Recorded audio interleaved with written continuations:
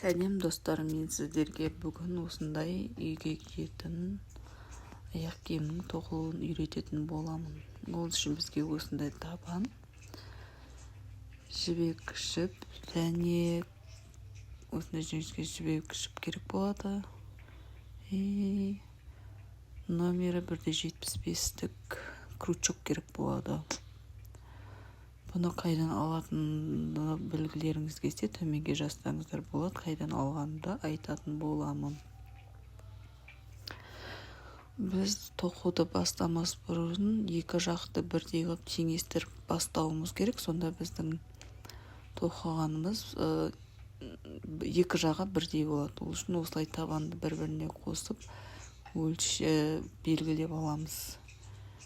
Мінекей менікі осы жерге тура келеді екен. Мінекей осылай теңестіріп аламыз.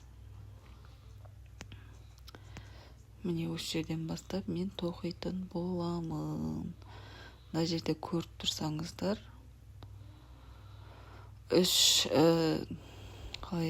тігілген сияқты болып тұр. Соның әр қайсына үш без накида тоқып шығамыз.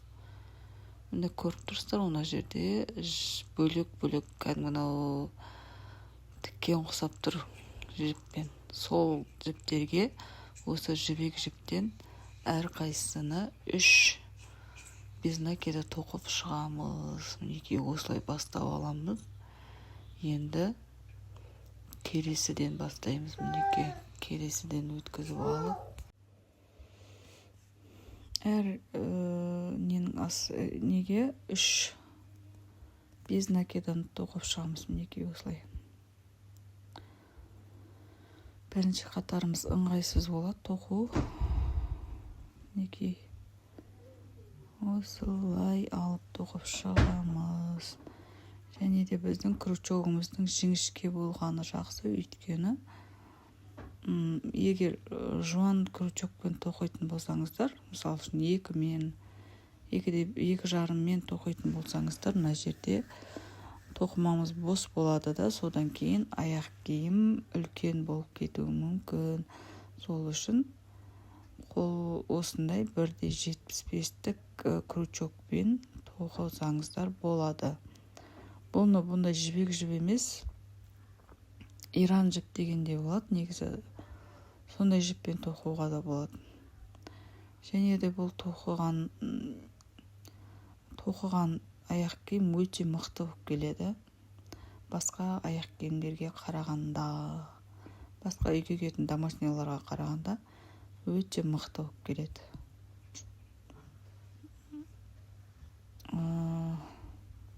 Оларды кір машинаға салып жуып алып қолдана берсеңіздер болады. Мінекей осылай әр жіпке 3-еуден тоқимыз. 2-еуден тоқысаңыздар болмайды. 2-еуден тоқысаңыздар аралар ашық болып кетеді. Сол үшін әр жіпке 3-еуден тоқып шығамыз. Мінекей осылай. Бір қолдарыңыз үйреніп алса, ары қарай оңай болады. Сол үшін өстіп тоқып шығамыз, айналдырып. Мінекей осылай айналдырып тоқып шығамыз. Без накида тоқып шығамыз. Егер менің тоқығандарым ұнайтын болса, лайк басып комментарияға өз ойларыңызды жазып кетіңіздер. Және де не үйренгілеріңіз келеді, соларды да жазып кетсеңіздер болады. Келесі сабақта үйрететін боламын мен сіздерге. Осылай мінекей айналдырып мына жерге тоқып шығасыздар өздеріңіз. Мінекей мен тоқып шықтым айналдыра. Міне енді осы жерді біріктіреміз. Соңғы жіпке тоқиын деп жатырмын.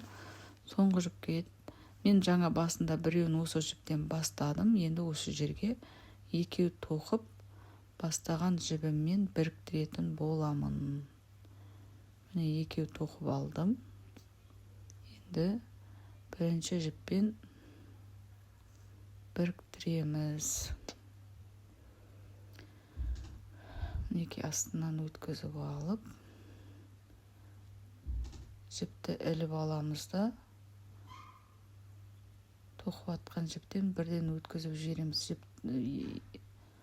Қазір көрсетемін сіздерге. Қатты тоқылғаннан кейін осындай қиындықтар болады басында. Өткізіп алып, мына жіпті іліп шығарамыз. Және оны екінші жіптен бірден шығарып аламыз. Мінекей. Осылай бірден шығарып аламыз. Енді ары қарай тоқу үшін екі петля іліп аламын. Екі петля іліп алып, енді әр жаңа без накида тоқылған столбиктердің үстінен бір столбиктен с накидом тоқып шығамыз. С накидом тоқып шығамыз. Мінекей. Мынау крючоктың басы кішкене болғаннан кейін тоқылу қиындау болады сәл. Мінекей, біріншісі кетті. Міне, әр столбикке жеке-жеке тоқып шығасыздар. Арасында қалып кетіп жүрмесін. Мінекей, осылай тоқып шығамыз. Мына жағын қазір екінші аяқпен теңестіріп, сонымен бірдей қылып тоқимыз. Мінекей. Келесі көріп отқандарыңыздай уже оңай болды. Жаңа бірінші қатар тоқылу қиын болды. Келесі ондай қатты қиын болмайды. Мінекей, кәдімгідей столбик с накидом тоқып шыға береміз осылай. Міне, көріп отқандарыңыздай. Қатты қысып та тоқудың қажеті жоқ. Өйткені тоқу қиын болады. Мен өзім қатты қылып тоқылатын болғаннан кейін менде осылай болып жатыр. Бірақ қатты бос қылудың да қажеті жоқ. Өйткені ол қатты бос қылып тоқысаңыздар, ол резина аяқ киімдер болады. Үлкейіп кететін кигеннен кейін, бір-екі кигеннен кейін. Сондай болып үлкейіп кетуі мүмкін. Сол үшін қатты қысып та, қатты бос қылып та, орташа қылып тоқығандарыңыз дұрыс. Мінекей, осылай басына дейін тоқып шығасыздар. Егер сіздер мінекей, міне мен осы басына дейін тоқып алдым. Міне, енді екі жақты теңестіреміз. Екі жақтың бас жағы бірдей болу керек. Оны қалай өлшейсіздер, міне көріп отырсыздар ғой. Міне жіппен былай өлшесеңіздер де болады. Міне менің екінші жағы, міне көріп отырсыздар ғой. Міне осылай бірдей қылып өлшеп, бірдей қылып өлшеп шығасыздар. Енді ары қарай не істейміз? Ары қарай ортадан мен 25 петля іліп алам. Егер сіздің аяғыңыз жалпақ болатын болса, онда 30 петля іліп алсаңыз болады. Менің аяғым жіңішке болғандықтан ортадан 25 петля іліп алам. Негізі мына табандар бір размер үлкен қылып аласыздар. Мысалы үшін мен 37 киетін болсам, 38 размер алам. Өйткені 37 маған аяғымды қысады. Сол үшін 38-39 алам мен. Мінекей осылай 25 ілмек іліп аласыздар. Санап іліп істесеңіздер, өздеріңізге оңай болады. Мінекей. Бұны да қатты бос қылмайсыздар. Қатты қысып та жібермейміз. Мінекей осылай 25 петля іліп аласыз.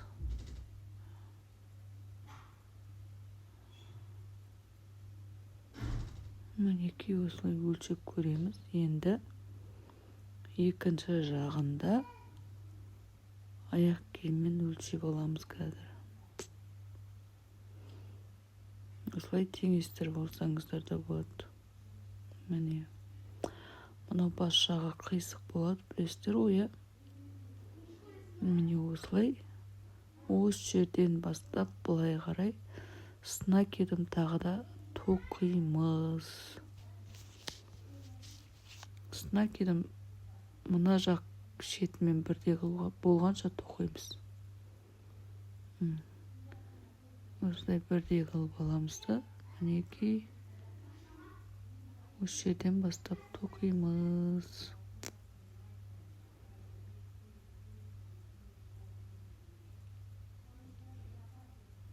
Міне осылай өлшеп көрсеңіздер де болады.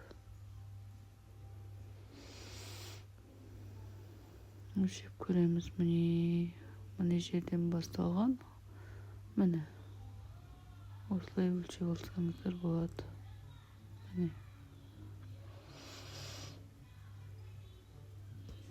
жіппен осылай өлшеп алсаңыздар да болады. Мінекей осылай.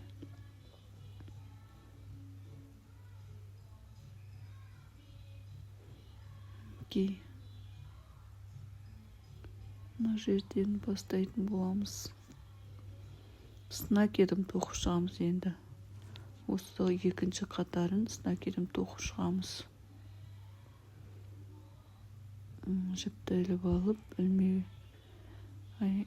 жіп тағы да іліп аламыз. Снакерім. Енді ары қарай екінші жағын тоқып шығатын боламыз. Үш жерден бастаймыз, мінекей. Іліп аламыз да, шығарып, жіпті іліп алдық. Өткіземіз. Мінекей мына жерде міне. Екі жіп, бірінші басынан бастап қиын жіп шығарамыз. Мінекей жіпті өткізіп. Бірінші басын бастап қиындау болады, ары қарай. Жаңағыдай тоқып шыға береміз. Біріншісін тоқыдық, енді ары қарай екінші столбик. Бұл жақта тураны бірінші жақтағыдай арасынан қалдырмай, әрі жеке-жеке тоқып шығамыз. Үш жіптен снакерім тоқып шығамыз. Мына шетке дейін тоқып, осының тұсына дейін тоқығымыз керек. Міне екі жіп. Мінекей осылай тоқып шығамыз. Осыдан. Тағы да не тоқып үйренгілеріңіз келеді. Комментарийға жазып кетіңіздер. Басын бастап қиындау осылай.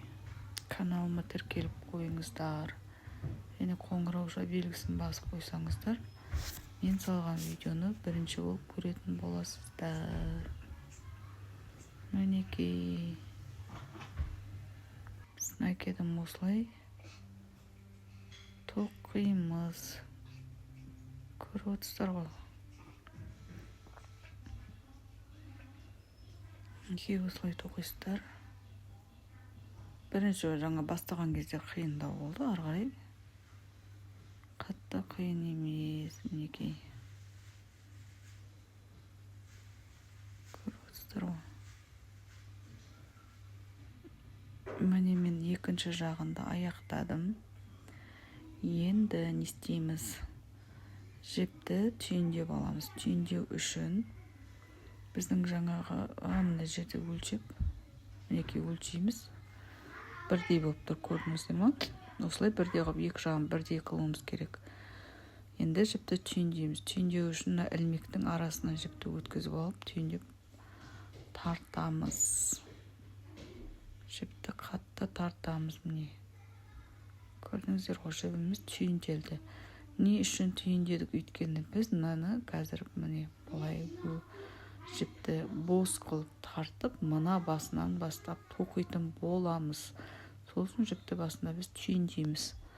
Бұл жерде біз мінекей біріншіміз, екіншіміз, үшінші столбиктен бастаймыз. Үшінші столбиктен крючокты өткізіп, жіпті шығарып аламыз. Мінекей осылай шығарып аламыз да, жібіміз мынау бос болу керек. Қатты тартудың қажеті жоқ. Қатты тартудың қажеті жоқ. Міне көріп тұрсыздар ғой, бос болып тұр. Енді мына жіпке мен жаңа 25 ілмек іліп алдым ғой, петля. Енді осыған 30 столбик с накидом тоқып шығамын мен. 30 столбик с накидом тоқып шығамын. Мінекей осылай бір. Санап отырыңыздар. Егер сіздің аяғыңыз жалпақ болатын болса, мына жерін үлкендеу қылып алсаңыздар болады. Жаңа басындағы петляны айттым ғой. Үлкендеу қылып алып, мына жерде осылай тоқыған кезде де 5 столбик қосып жүрсеңіздер болады. Ал егерде кішкентай қылып тоқиын, кішкентай размерде тоқитын болсаңыздар, ол кезде уже аздау аласыздар. Өйткені 25 қылып алсаңыздар, детскейлерге ол кезде үлкен болып кетуі мүмкін. Сол үшін, мысалы үшін 20 немесе 18. Болмасам аяқты қойып тұрып, өсіне өлшеп алсаңыздар болады. Мінекей мен тоқып шықтым. Енді тура жаңағыдай мына жаққа біріктіретін боламыз. Ол үшін үшінші петлядан, үшінші столбиктің үстінен жіпті арғы бетіне өткізіп аламын.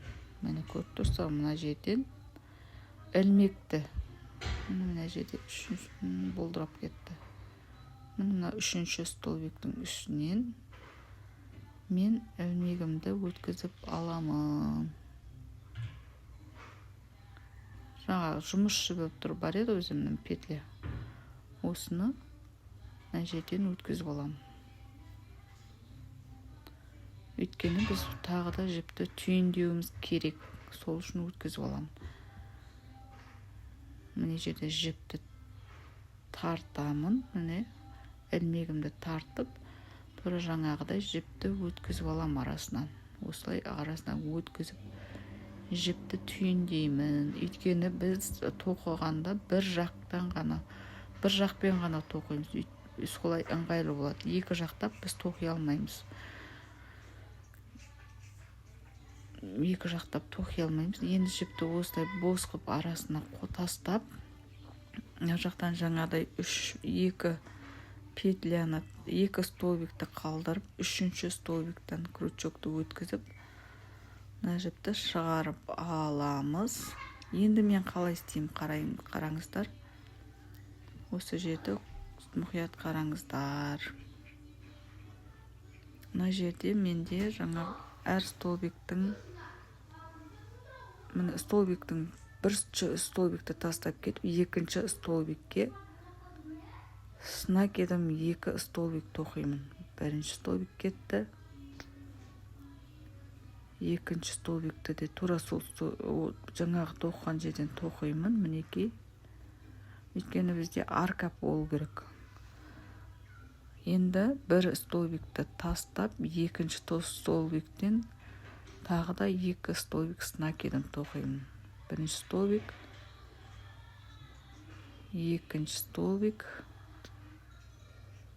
екінші столбик с накидом, ары қарай бір столбикті тастаймын да, келесіден тағы да столбик с накидом тоқып шығамын. Екеуін, бір столбиктен 2 столбик шығарамыз осылай.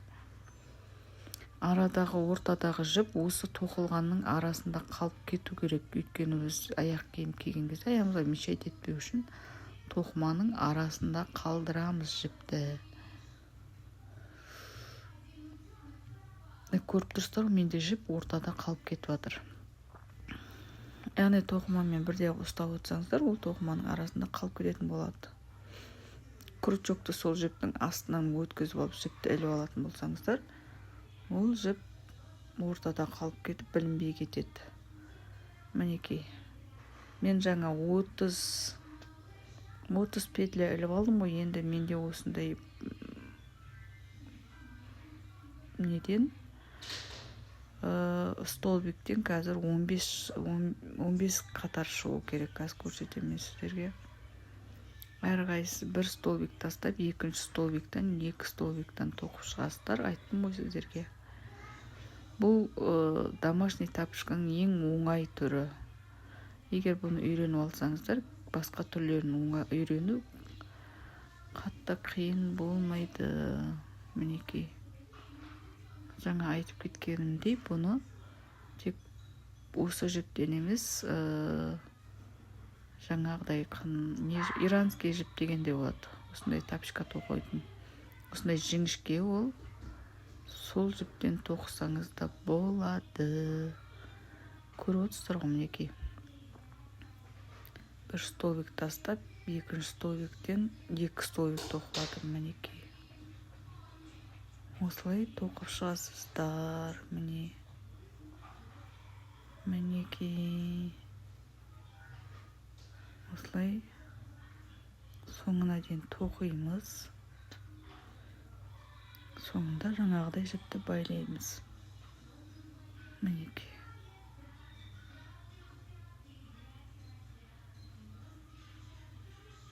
Мінекей. Әрқайсынан бір неден столбиктен екі столбиктен шығарып атымыз, мінекей. Соңына жақындап қалдым, мінекей. Столбик қалдырып, екінші столбиктен екі столбик тоқимыз. Мінекей. Енді соңғысы. Міне соңғысы мына жерден міне тоқимыз. Мінекей соңғы столбиктерді тоқып жатырмын. Мінекей соңғы столбикті тоқыдым, міне екіншісін. Енді жібімізді қаттырақ тартамыз да. Міне көріп тұрғандарыңыздай, мінеде аркалар пайда болды. Санап отырыңыздар. Менде 15 арка. Жіпті тартып аламыз. Жаңағыдай екі петля тастап, үшінші столбиктің ішкі жақтан сыртқа қарай крючокты өткізіп, жаңағы тоқып атқан ілмегімізді өткізіп аламыз, мінекей. Сөйтеміз де домалағымызды осының арасынан өткізесіздер тағы да. Өткізіп байлаймыз, міне. Міне осы жерден өткізіп аламыз. Жіпті тартып байлаймыз. Мінекей көрдіңіздер ғой. Осылай байлап тастаймыз. Енді үшінші қатарды жаңағыдай екі петля тастап, үшінші петлядан, үшінші столбиктен жіпті өткізіп аламыз. Енді осы жерде мұқият қараңыздар. Не істейміз бұл жерде? Бұл жерде мінекей жіпті бос қылып қоямыз, қатты тартпаймыз. Міне ең шетінен, бағанағы екі столбиктің шетінен аламыз.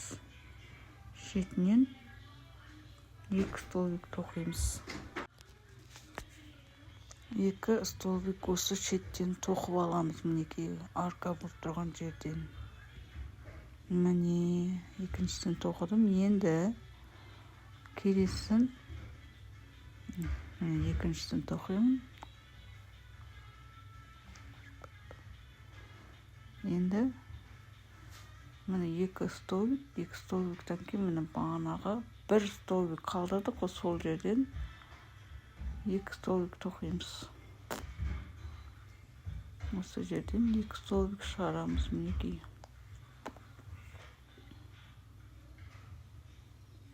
Енді екі столбик қалады. Келесі аркадан тағы да әр аркаға екі столбиктан тоқып шығамыз. Екі столбик стынак едім тоқып шығамыз. Осылай соңына дейін тоқып шығамыз. Міне жіпті іліп аламыз. Міне келесі арка. Міне осы жерден тоқимыз, мінекей. Көрдіңіздер ғой, уже оңай, қатты қиын емес. Осылай соңына дейін тоқып аламыз, міне.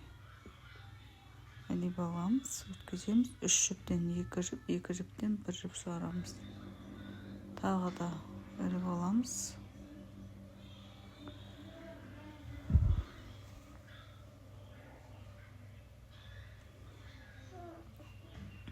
міне соңына келдім. Соңында міне қарап тұрсаңыздар, мына жерде столбик тұрысын әкелдім. Ой, бұлдырап кетті. Мына шетінен прям шетінен тоқисыздар. Өйткені біздің домашнийіміз жоғарылаған сайын үлкею керек. Осылай екі шетінен қосу арқылы біз домашнийіміздің киетін жағын үлкейтіп аламыз. Егер ешқандай да қоспай тоқитын болсақ, бізде домашнийіміз үлкеймейді, бана киетін жақ. Сол үшін аяқ киім тар болып қалады. Сол үшін екі шетінен жіп қосу арқылы үлкейтіп отырамыз. Енді ішкі жақтан крючокты тығып, крючокты шығарып, бұлай сыртқа қарай жұмыс жібін осы жерден өткізіп аламыз. Мына жерден өткізіп тартып аламыз да байлаймыз. Яғни жаңағы домалақты осы ілмектің ортасынан өткізіп аламыз. Мінекей біздің мына жіп ортада қалып тұр. Енді осының надан жіпті өткізіп байлаймыз. Мінекей көрдіңіздер ме? Осылай байлап тастаймыз. Мінекей байладық, тарттық. Енді келесі қатарды тоқимыз. Келесі қатарды тоқу үшін басына жіпті апаруымыз керек. Бұл соңына дейін қайталанады, бұл процесс. Соңына дейін осылай тоқылады. Мінекей осы жерден тағы да екінші, үшінші столбиктің үстінен жіпті іліп аламыз. Мінекей жіпті іліп алғаннан кейін де мына ортадағы жіптің бос болғанын тексеріп аламыз да. Sonra жаңағыдай бастаймыз. Міне мына шеттен бастаймыз. Міне столбиктің шетінен бастаймыз. Мінекей өткізіп аламыз. Мінекей осылай біреуін тоқыдым, енді екіншісін тоқимын.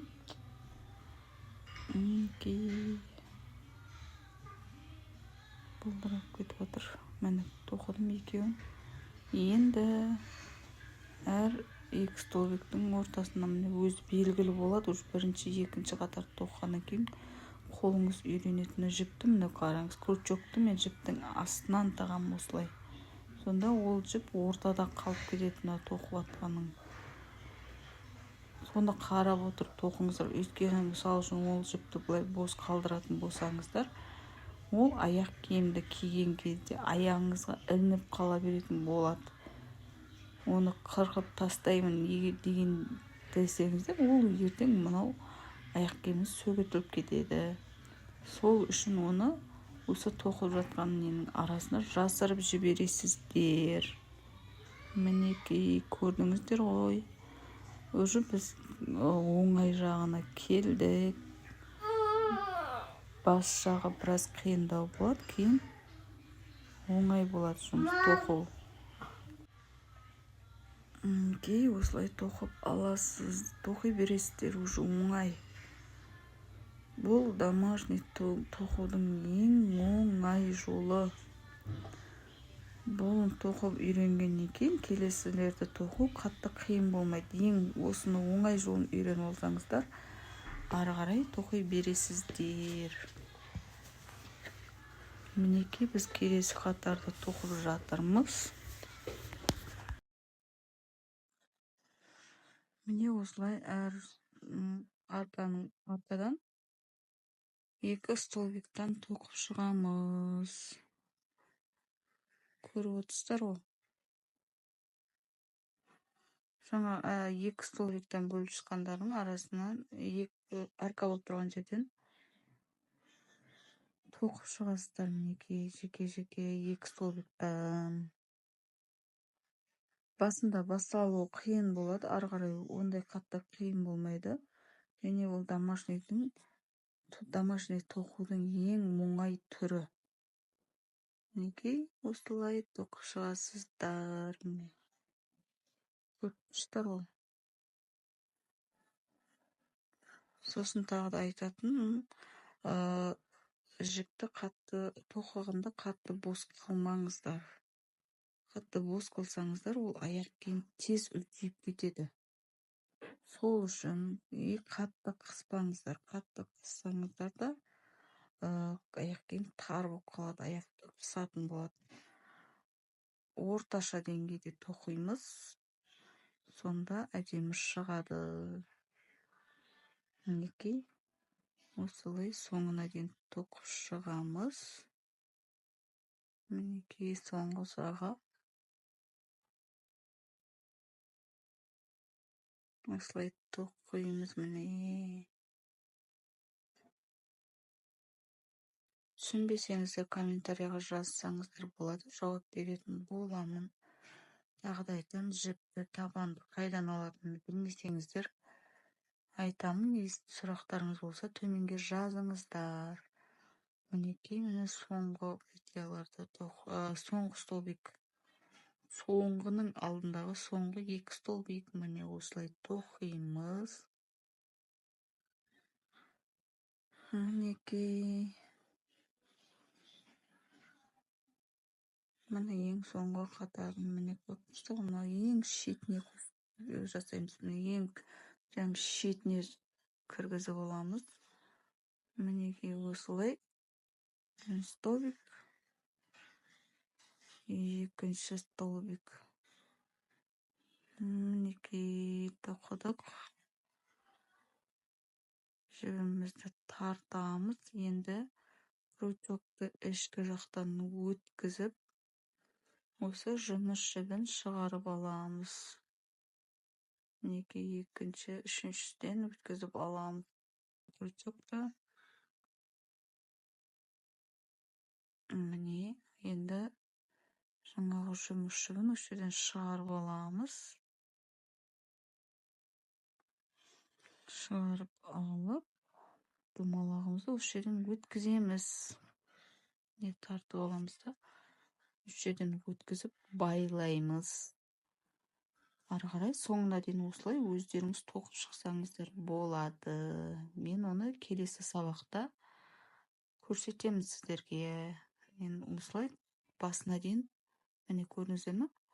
Осылай шығу керек санап отырып тоқисыздар соңына дейін.